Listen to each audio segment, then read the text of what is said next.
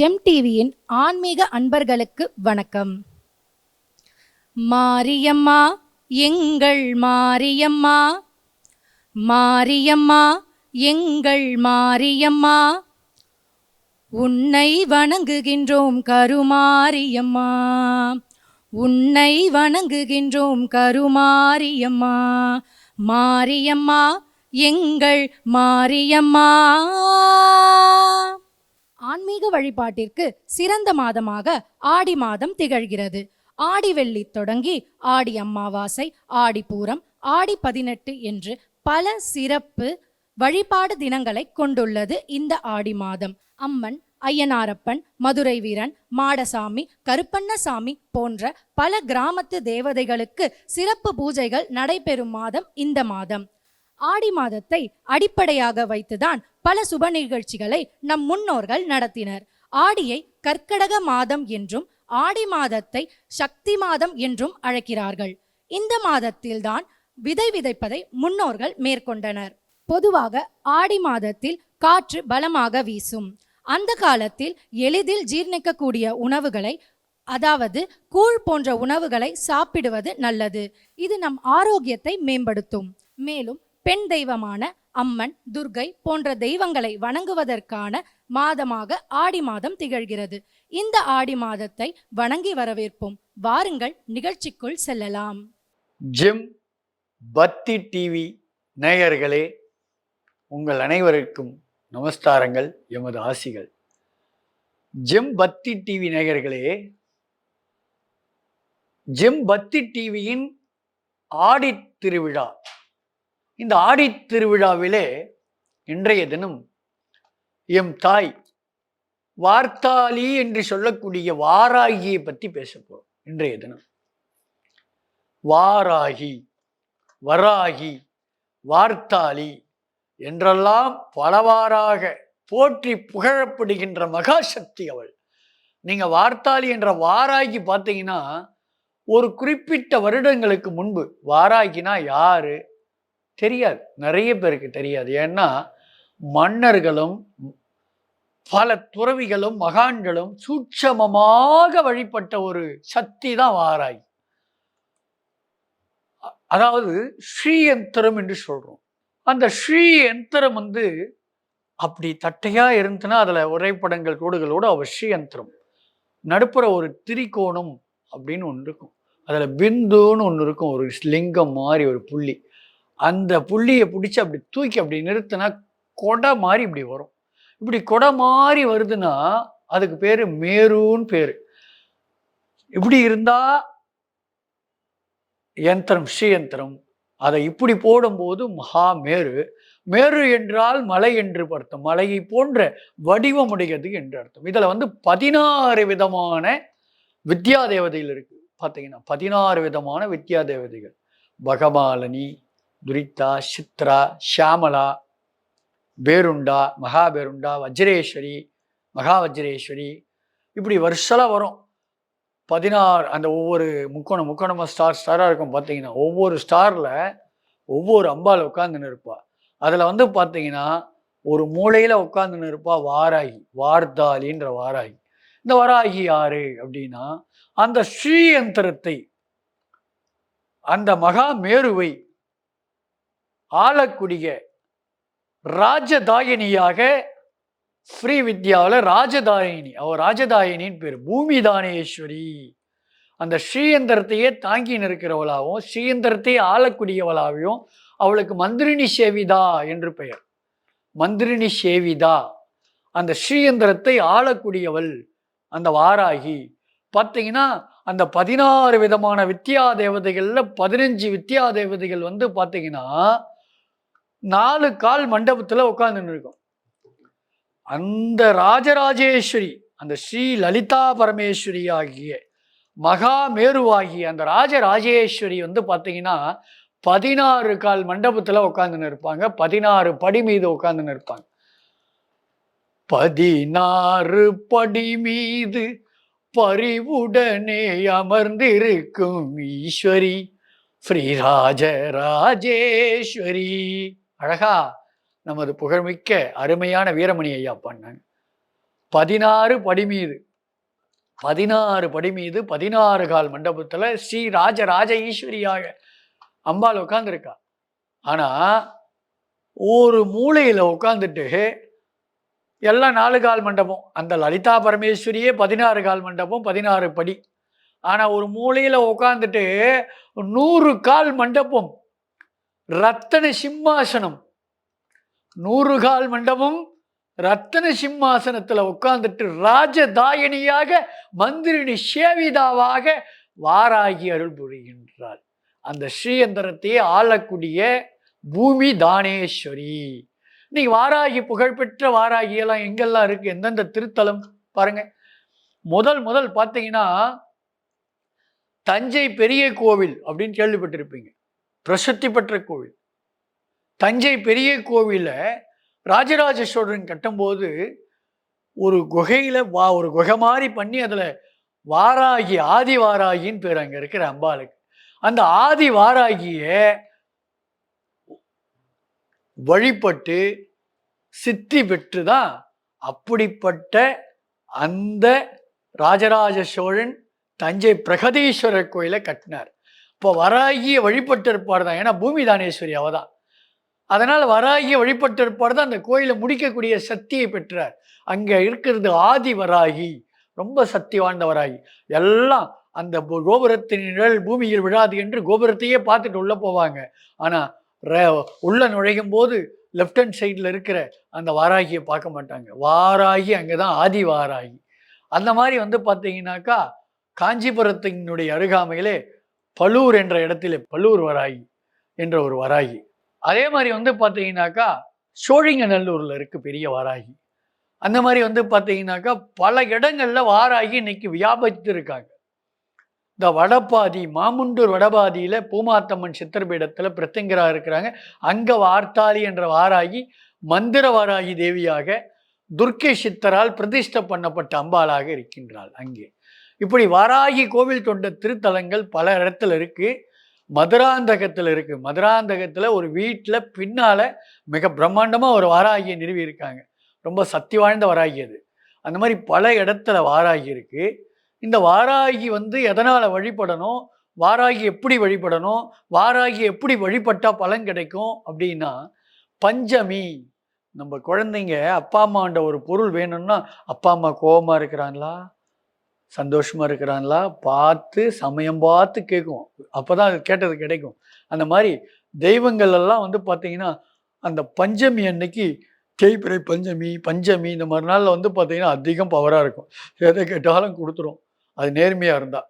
எதை கேட்டாலும் கொடுத்துரும், அது நேர்மையாக உண்மையான சரியான கேள்வியாக இருந்தால். அந்த மாதிரி வாராகியை நீங்கள் போயிட்டு அந்த தேய்பிறை பஞ்சமி அன்று 6 தேங்காயை, அதாவது தேங்காய் வாங்கும்போது கடையில் போயிட்டு விலை கம்மியாக ஒரு தேங்காய் கொடு, 6 தேங்காய் கொடு கேட்கக்கூடாது. அது பலனே கிடையாது. முத்தினை தேங்காய், முத்தின தேங்காய் கருப்பு தேங்காய்ன்னு சொல்லுவாங்க. நல்ல தேங்காய் அதுதான். உடைச்சா கருக்கா உடையும். வெள்ளையா இருக்கிறது இலசா இருக்கும், அது கருக்கா உடையாது. அதனால முத்தின தேங்காய் கருப்பு தேங்காய்ன்னு கேட்டு வாங்கி அதை உடைச்சி 2 கணுவை பார்த்து அடித்தோம்னா கரெக்டாக உடையும். தண்ணியில் நினச்சிட்டு நல்லா உரிச்சிட்டு கணுவை பார்த்து அடிக்கணும், கரெக்டாக உடையும்.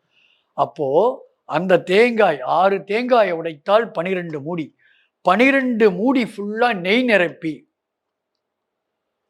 அதாவது உங்களுக்கு சில பேர் சொல்கிறாங்க சிவப்பு கலர் திரி போடணும், பச்சை கலர் திரி போடணும். அதெல்லாம் உங்கள் மனசால ஆத்மார்த்தமாக எந்த திரினா போடுங்க. என்ன திரி இருக்கோ அந்த திரியை போடுங்க.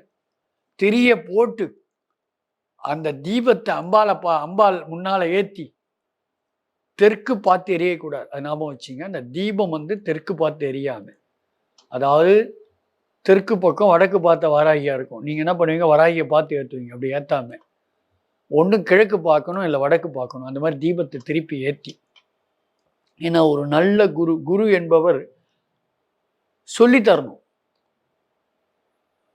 அதனால்தான் நான் சொல்லித்தரேன். நீங்கள் அந்த கிழக்கு பார்க்கணும் அல்லது வடக்கு பார்க்கணும். அந்த விளக்கினுடைய திருமுகம் அப்படி பார்த்து ஏற்றிட்டு, சுக்கு பானகம், தயிர் சாதம். எப்படிப்பட்ட தயிர் சாதம்? தயிர் சாதத்தில் என்ன எப்படிப்பட்ட தயிர் சாதம்னா, எருமை மாட்டு பாலில் துவைச்ச தயிர் சாதம். அந்த தயிர் சாதம் தான் வார்த்தாளி என்ற வாராகிக்கு ரொம்ப பிடிக்கும். தயிர் சாதம், சுக்கு பானகம், உப்பில்லாத மெதுவடையை தேனில் தோய்த்து வைத்து நெய்வேதியம். உப்பில்லாத மெதுவடை மிளகு போட்டுருக்கலாம், தேனில் துவைச்சி நெய்வேத்தியம் பண்ணுறது.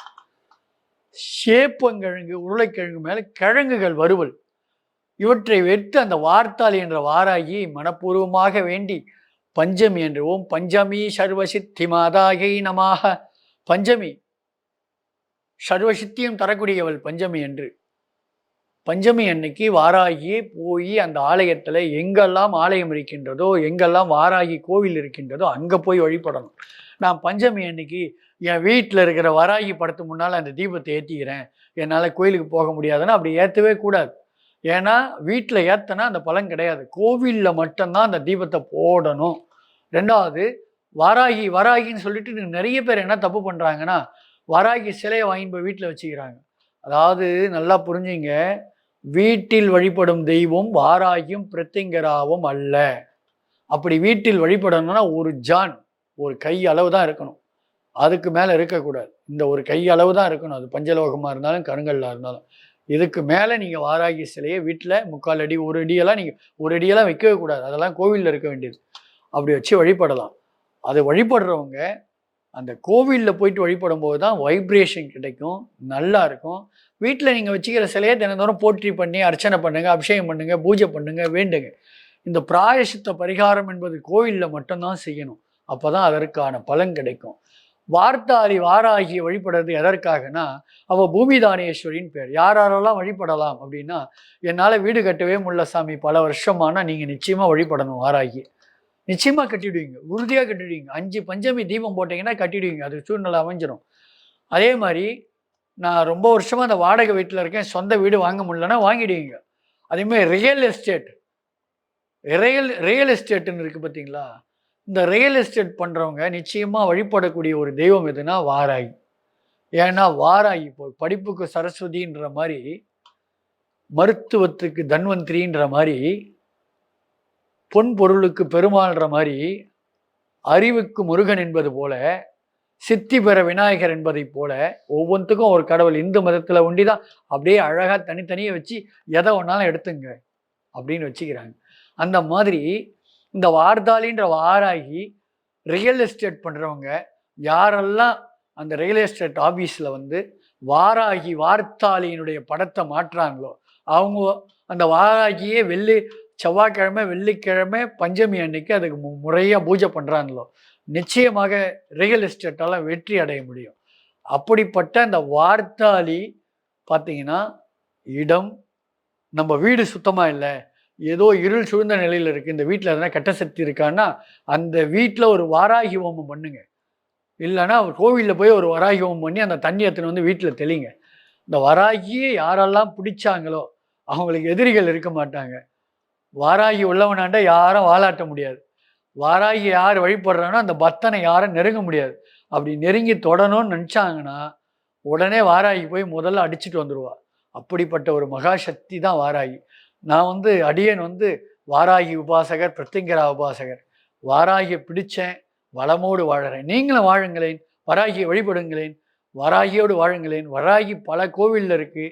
வராகி எங்கே இருக்குன்னு சமீப காலத்தில் தான் வராகியினுடைய புகழ் பரப்பப்பட்டு வந்திருக்கு. அந்த மாதிரி வாராகி, இந்த வராகியை கோவிலுக்கு போகிறோம், வராகிக்கு என்ன நம்ம எடுத்துன்னு போயிட்டு அந்த கோயிலில் நம்ம தரலாம் அப்படின்னா, புடவை. வராகிக்கு பார்த்தீங்கன்னா நீல நிறத்து புடவை ரொம்ப பிடிக்கும், சிவப்பு கலர் புடவை ரொம்ப பிடிக்கும். இந்த 2 கலரில் வராகிக்கு புடவை தரலாம், ஏகத்தில் புடவை போடலாம்.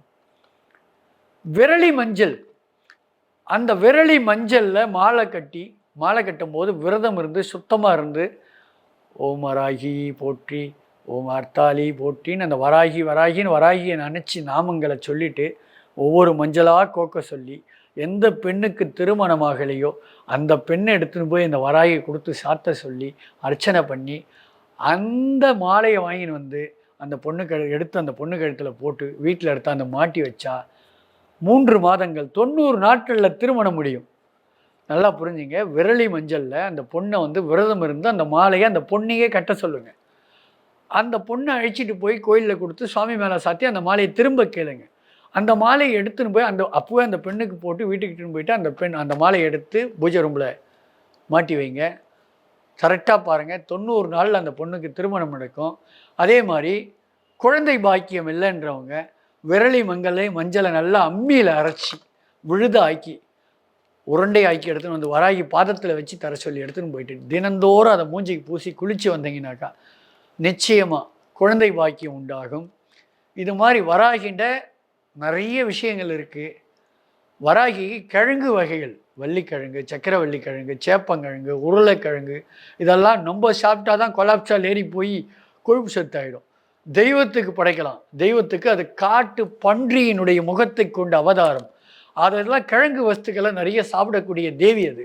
அதனால் அந்த கிழங்குகளை படைப்போம், படையலிடுவோம். அதே மாதிரி உங்களுக்கு காய்கறி எல்லாம் வீட்டில் விளையுது அப்படின்னா, சேப்பங்கிழங்கு, உருளைக்கிழங்கு இதெல்லாம் தோட்டம் போட்டுக்கிறீங்க அப்படின்னா அதெல்லாம் எடுத்துன்னு வந்து சுவாமிகிட்ட வராகின்ற நீங்கள் கொடுத்தீங்கன்னாக்கா நிச்சயமாக நல்லா விளையும். இப்படி வராகி இந்த கழனி விவசாயிகள், முக்கியமாக விவசாயிகள், இன்றைக்கி விவசாயிகள் இல்லைன்னா சத்தியமாக நம்மலாம் கிடையாது. ஏன்னா சோறு இல்லைன்னா ஒன்றுமே கிடையாது.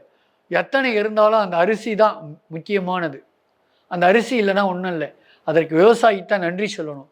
அப்படிப்பட்ட விவசாயி பண்ணற கடவுள் என்னும் முதலாளி கண்டெடுத்த தொழிலாளின்னு அந்த மாதிரி விவசாயி சாதாரணமான ஆள் இல்லை.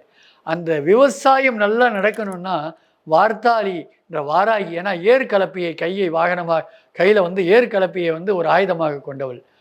அந்த வாராகியை வழிபட்டு கழனிக்கு போனாக்கா நல்ல விவசாயம் நல்லா விளையும். கழனியில் கூட அந்த பயிர் வைக்கிற நிலத்தில் இருக்கிற மோட்ரு போடுற செட்டில் வந்து வாராகியினுடைய படத்தை மாட்டலாம். தொழில் ரியல் எஸ்டேட்டில் மாட்டலாம். மோட்ரு அந்த கழனியில் மோட்ரு ஒரு ரூமில் மாட்டலாம். புது வீடு கட்டினா என்ட்ரன்ஸில் உள்ளே நுழையும் போது வாராகியை பார்த்துட்டு உள்ளே போகிற மாதிரி மாட்டலாம். ஏன்னா வாராகி லக்ஷ்மியினுடைய அம்சம், மிகப்பெரிய சக்தி வாழ்ந்தவள் வாராகி என்று சொல்லி வாராகியோடு வாழுங்கள், வளமோடு வாழுங்கள் என்று சொல்லி வாழ்த்துகிறேன்.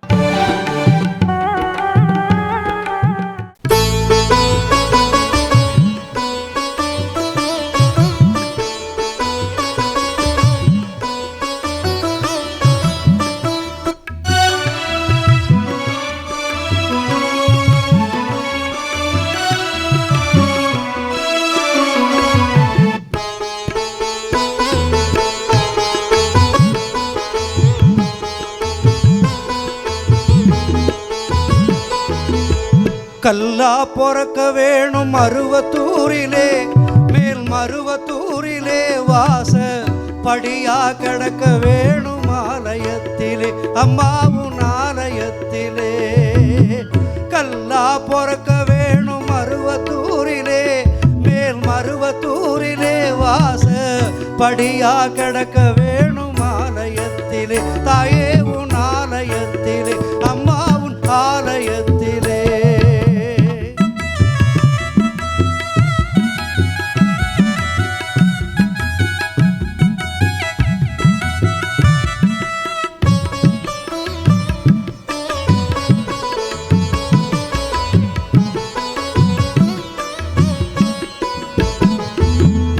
பசுவா பொறக்க வேணும், படிப்படியா கறக்க வேணும், அபிஷேகம் செய்ய வேணும், அள்ளி அள்ளி குடிக்க வேணும். தாயே பசுவா பொறக்க வேணும், படிப்படியா கறக்க வேணும், அபிஷேகம் செய்ய வேணும், அள்ளி அள்ளி குடிக்க வேணும். வேம்பா பொறக்க வேணும், வேப்பிலையா மணக்க வேணும். அம்மா வேம்பா பொறக்க வேணும், வேப்பிலையா மணக்க வேணும், பாம்பா பொறக்க வேணும், பாதத்திலே கிடக்க வேணும். அம்மாவும் பாதத்திலே நான் கிடக்க வேணும். கல்லா பொறக்க வேணும் மருவத்தூரிலே, மேல் மருவத்தூரிலே வாச படியா கிடக்க வேணும் ஆலயத்திலே, சக்திவோ ஆலயத்திலே.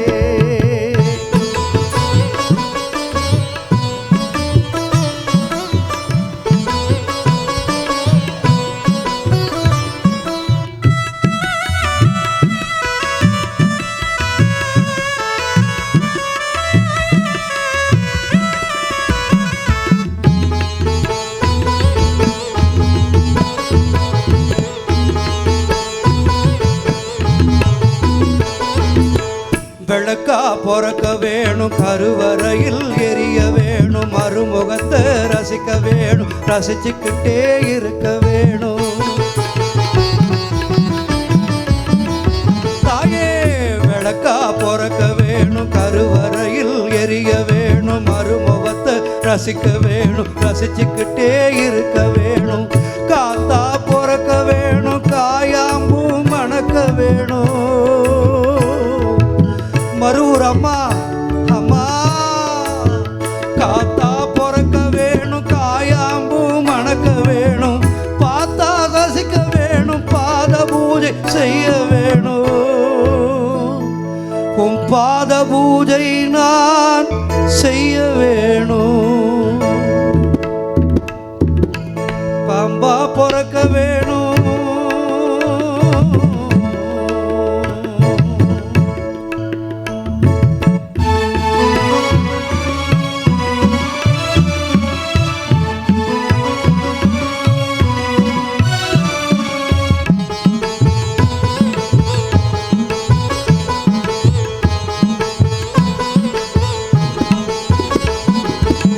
பூவா பொறக்க வேணும், சரம் சரமா தொடுக்க வேணும், கழுத்தினிலே இருக்க வேணும், கசக்கிக்கிட்டே மணக்க வேணும்.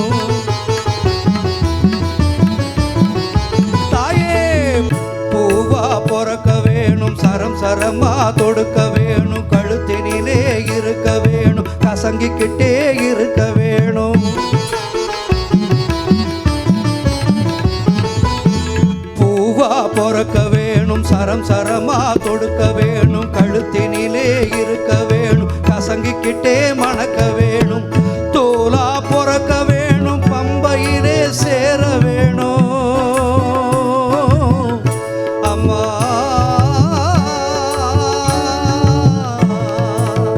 தோலா பொறக்க வேணும், பம்பையானா மாற வேணும். அத்தாவும் செவிகளிலே அன்றாடம் முழங்க வேணும். அம்மாவும் செவிகளிலே பம்பையானா முழங்க வேணும். கல்லா பொறக்க வேணும், மருவத்தூரிலே மேல் மருவத்தூரிலே வாச படியா கிடக்க வேணும். ஆலயத்திலே அத்தாவும் ஆலயத்திலே அம்மாவும் ஆலயத்திலே. ஓம் சக்தி பராசக்தி, ஓம் சக்தி பராசக்தி, ஓம் சக்தி பராசக்தி, ஓம் சக்தி பராசக்தி, ஓம் சக்தி பராசக்தி, ஓம் சக்தி பராசக்தி, ஓம் சக்தி பராசக்தி, ஓம் சக்தி பராசக்தி, ஓம் சக்தி பராசக்தி, ஓம் சக்தி பராசக்தி.